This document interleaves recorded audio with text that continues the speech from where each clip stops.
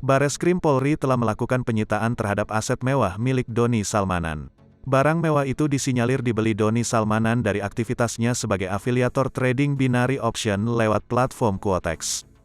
Dalam kasus Doni Salmanan, disampaikan Kabag Penum Divisi Humas Polri, Kombes Pol Gatot Repli Handoko, telah dilakukan penyitaan terhadap beberapa barang atau aset. Salah satu aset yang disita adalah rumah di wilayah Soreang, Kabupaten Bandung dan satu rumah di Kota Bandung, Jawa Barat.